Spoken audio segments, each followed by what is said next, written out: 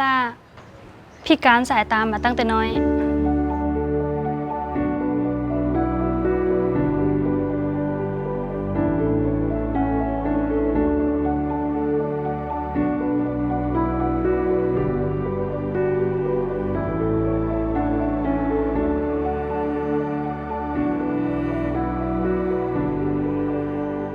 แต่ก็บ่ได้หมายความว่า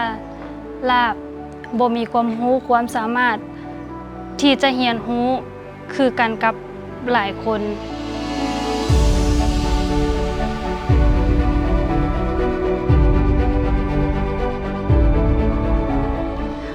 โดย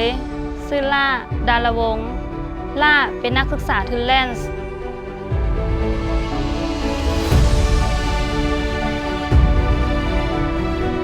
ล่าอยากเป็นคนที่มีความรู้ความสามารถจบไปมีเวียกเฮ็ดช่วยเหลือตนเองครอบครัวและสังคมได้ยอมรับมันมีอุปสรรคและสิ่งท้าทายหลายสำหรับนักศึกษาที่มีความพิการคือล่าในการเรียนระดับมหาวิทยาลัย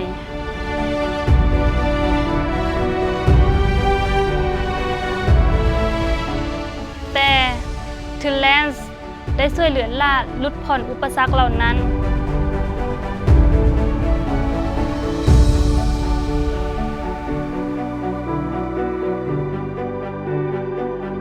โอกาสก้าวสู่ความสำเร็จมาฮอดแล้ว